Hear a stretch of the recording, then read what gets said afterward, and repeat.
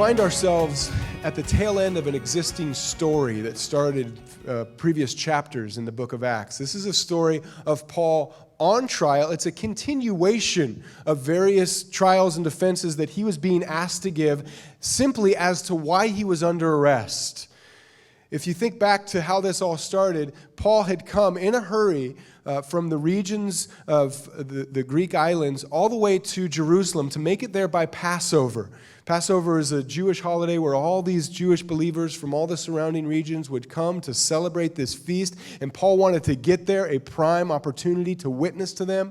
And while he was there, the Jewish believers there see him with Gentile, and they accuse him of defiling the temple. They chase him out. They close the temple doors behind him, and a riot and a mob breaks out.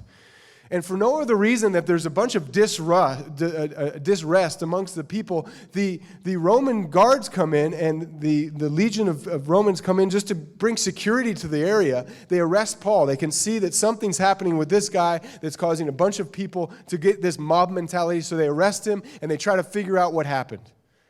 And this is the story that we are getting caught up in, that they're still trying to figure out what to do with Paul. Initially, they take him to the Jewish court, the Sanhedrin, and he brings before them what he believes he's on trial for, the resurrection of the dead. Jesus is risen. And that puts the Pharisees and the Sadducees at odds against one another because they had a difference in belief about the resurrection. So that creates kind of a hung jury with the Sanhedrin. And so from the Sanhedrin, he goes before the governor of the area. They transfer him to Caesarea, and he comes to this guy named Felix, and he's asked to give a ruling, and he doesn't know what to do. He has this desire either to be paid off by Paul so he can let him free, or he'll just keep him in custody to do the Jewish people a favor. It's a political move on his part, and Paul stays in custody for 2 years under Felix, still awaiting his day to say, I'm innocent. Let me go. I didn't do anything wrong. Felix changes powers. He transfers his power over to a guy named Festus, governor of the region, and Festus hears his case. And he says, you know what, why don't we just send you back to Jerusalem? Transfer you back over to that court system there. And Paul says, I'm tired of it. I'm sick of it. I appeal to Caesar. Festus says, you're a Roman citizen. You appeal to Caesar. To Caesar you shall go. But first, they need to figure out what to charge him with. If you're going to send somebody all the way to Rome to hear, so that Caesar can hear the case, you should probably have the charges pretty set in stone before you waste the Caesar's time.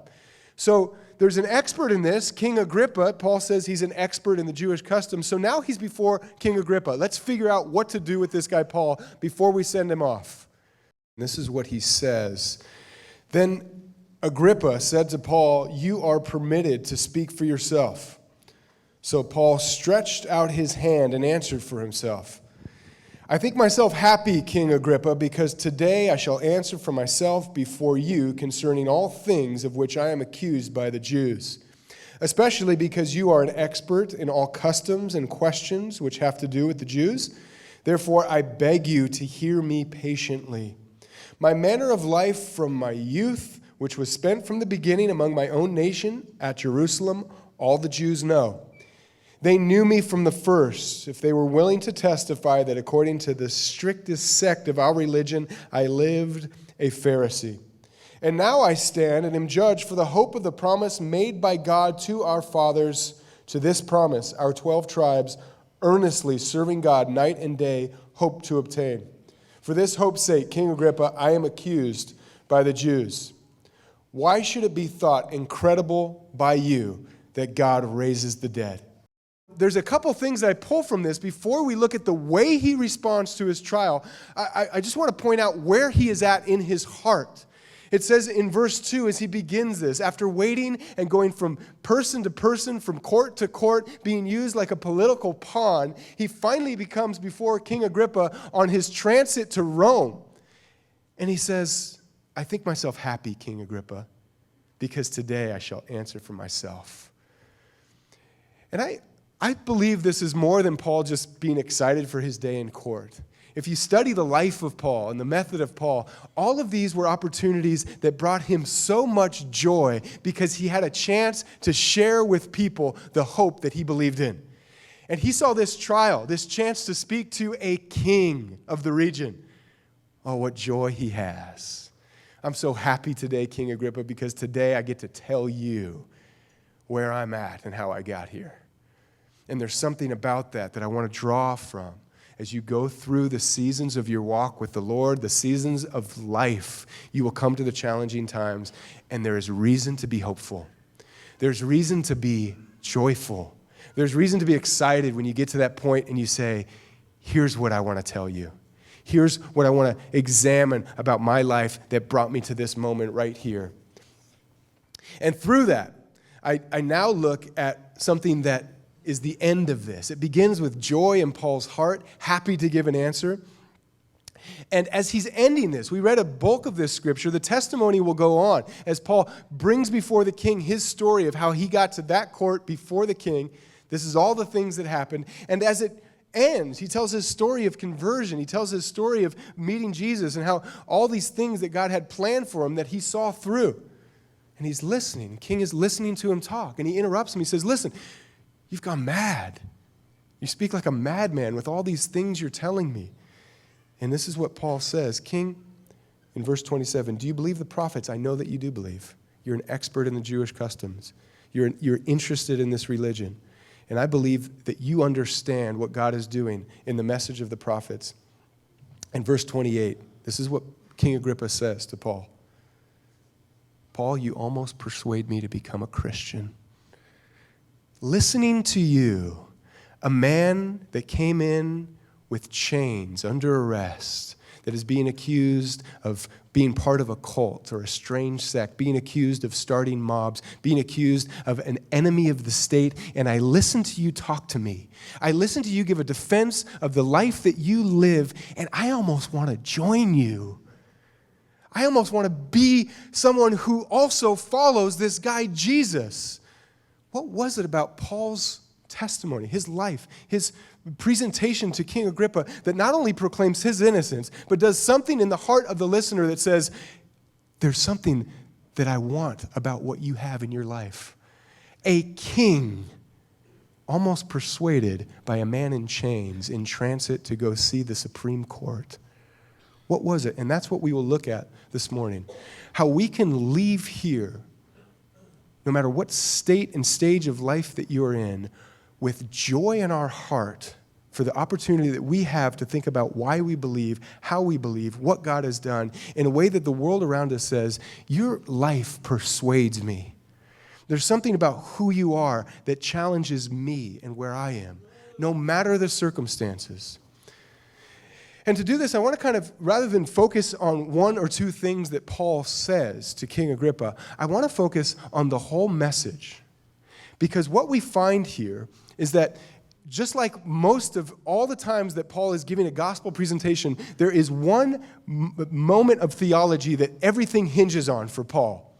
He says in verse 8, why should it be thought incredible by you that God raises from the dead? Paul's on trial for starting a mob. Happened 2 years ago, and he comes before, and the first thing he wants this king to know is that this is really about the resurrection. This is really about the reality that I believe in a God that can take the dead and make them alive. This is what he presented to the Sanhedrin. This is the chief bit of theology for what we're talking about this morning, why we worship, why we call ourselves believers. It is because Jesus is alive. He has conquered the grave. He's conquered sin and death, and he gives that same life that he has to anyone who believes in him. That's the gospel. In fact, Paul will write to the church in Corinth and say, if you don't believe that, if you don't think Jesus rose from the grave, if the resurrection never happened, eat, drink, and be merry, for tomorrow you die.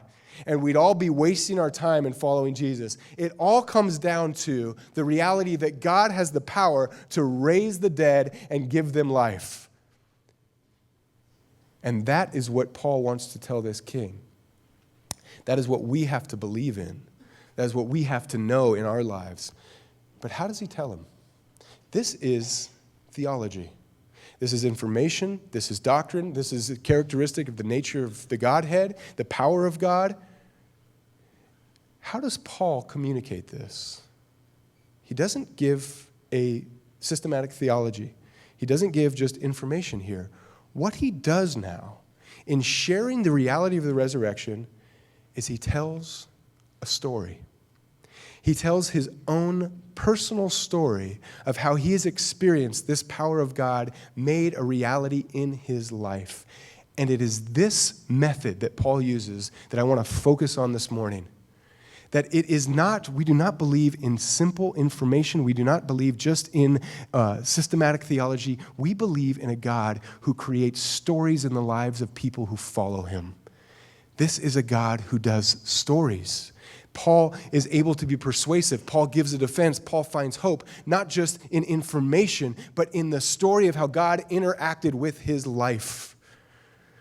So I want to talk briefly this morning about the power of a story, about the reality of the God who writes stories. And the first way I want to talk about this is very simple. If you're taking notes, you can write down this one simple concept that you probably already know. Information is lifeless. Data has no soul.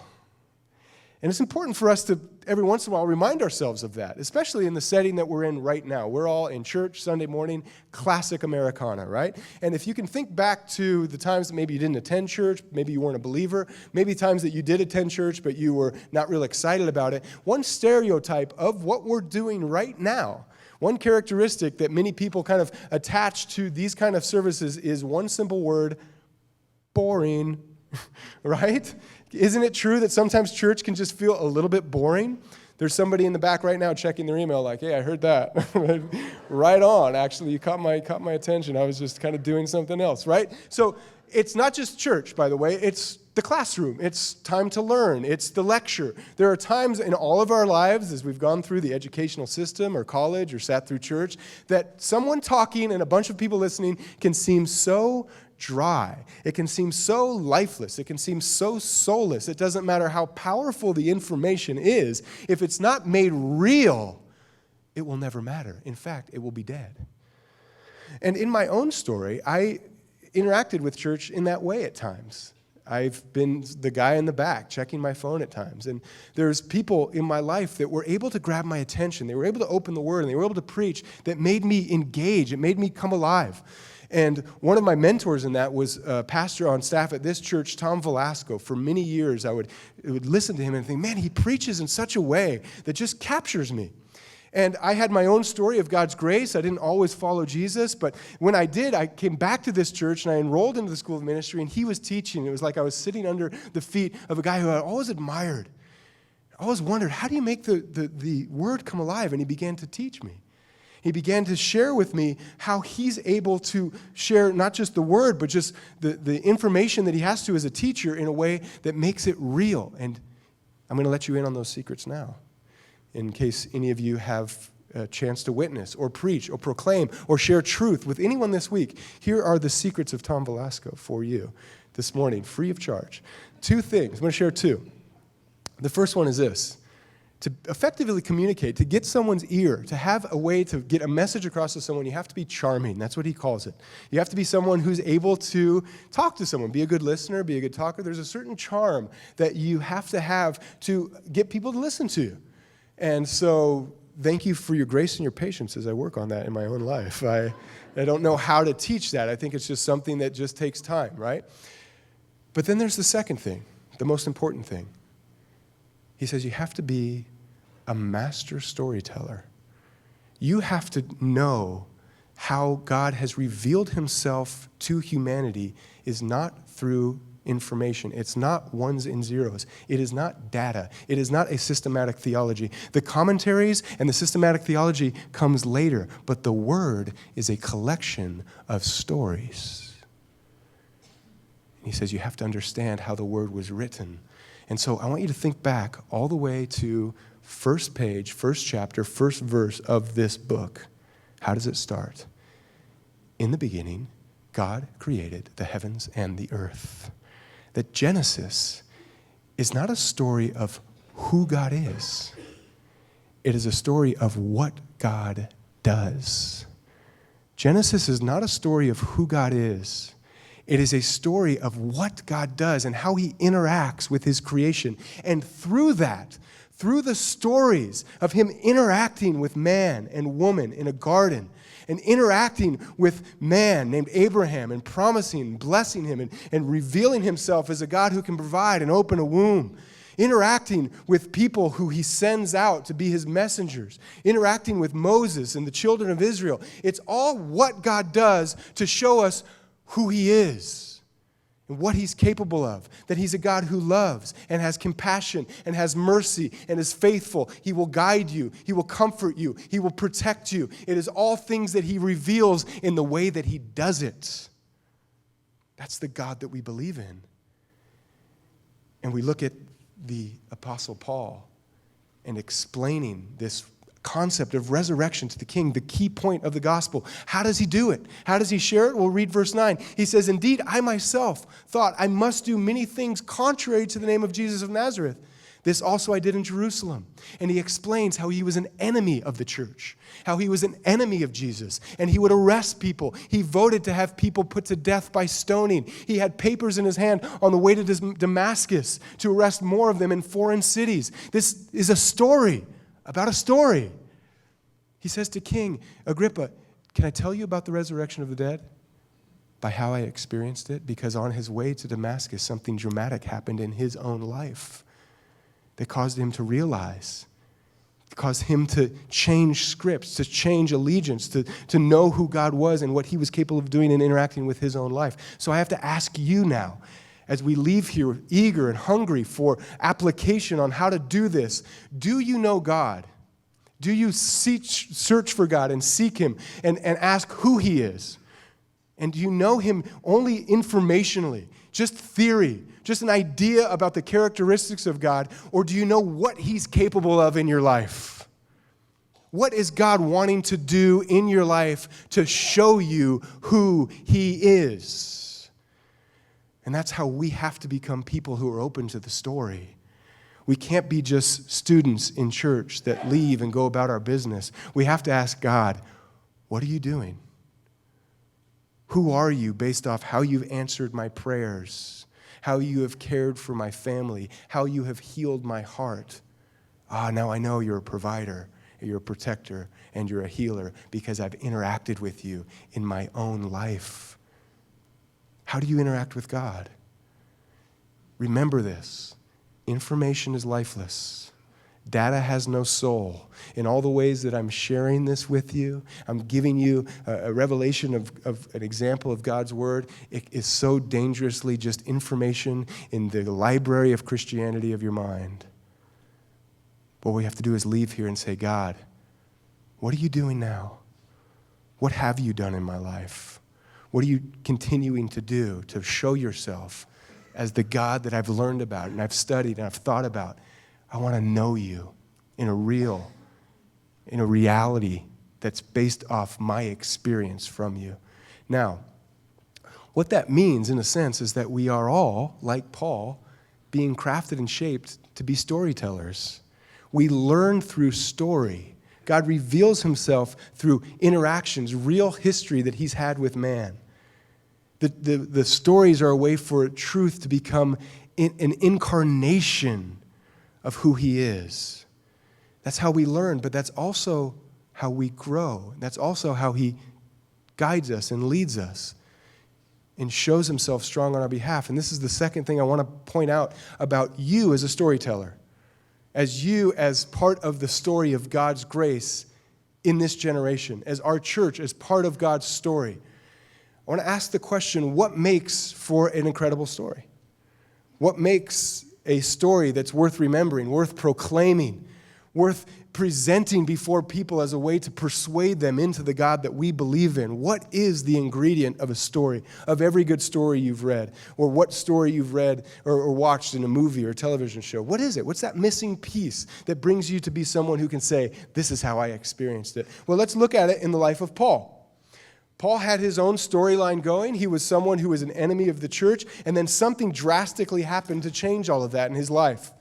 It says, while he's on the road to Damascus, verse 13, at midday along the road, I see this light from heaven, brighter than the sun, shining around me and those who journeyed with me. And when we had all fallen to the ground, I heard a voice speaking. And it was Jesus. And he was telling about the new story that he was doing in his life. But did you catch the turning point? Did you catch the moment that this story becomes a story of redemption? It comes from ill fortune. It's when he fell to the ground. It's when all of his plans, it's when the map of his hand, the things that he was carrying as the plan of his life to go and arrest believers and put them in jail and maybe put them to death, when all of that was shattered and he saw a light that blinded his eyes and brought him to the ground, brought him to his knees, that's when the story changes. Ill fortune is the plot of every good story. It's the frustration. It's the difficulty. It's the challenge. It's the times that you weren't ready for. It's the detours of life. It's the things that seem like such a burden in the moment. And I want to speak in real time to some of you, because as true as those 3 seasons or 3 themes of the book of Acts are playing out in the life of every believer at some point in their life, there are people here right now that are on trial. There are people right now that are being given in their heart and in their mind. Give a defense for what you believe. Give a defense for who you are. Give a defense for what you've done. And that can seem like such a burden at times. It can seem so confusing. It can seem so heartbreaking and so challenging. It makes you question your future and worry about your past. But I want you to know, as part of the story of your life, it is these moments that God is going to show himself strong on your behalf. That you are in the thick of a plot right now. And God is a master at creating stories that end in redemption. That Paul's story of being brought to his feet was a story of how his life got turned from darkness to light, from the power of evil to the power of God. And it happens time and time again throughout all the misfortunes of life. It is then that God uses that as the plot of your life to point you towards redemption.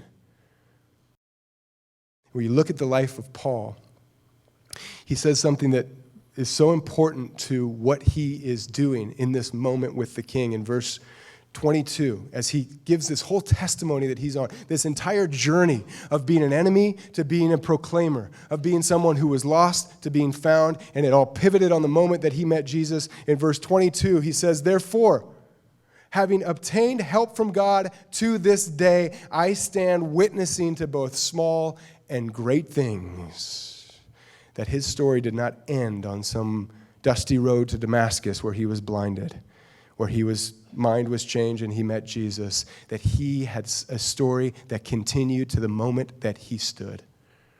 The story's not over, and the way that God wants to reveal himself and show himself strong and use your life to witness to the power of who he is continues this week.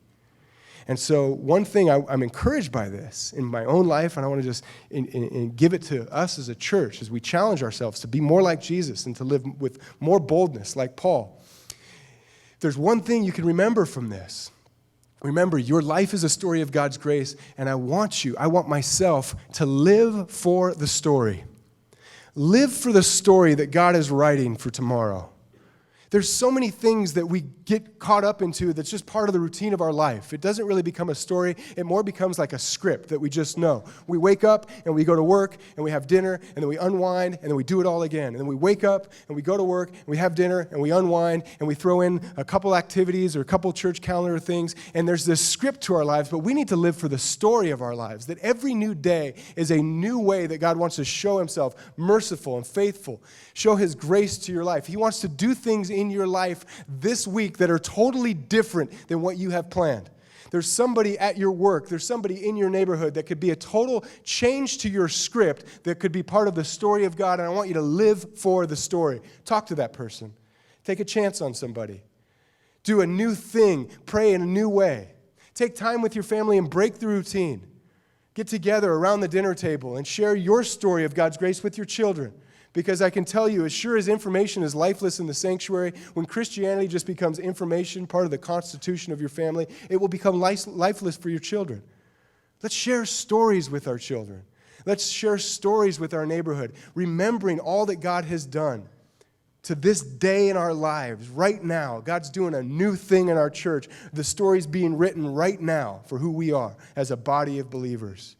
God's writing a story for your family that is not over.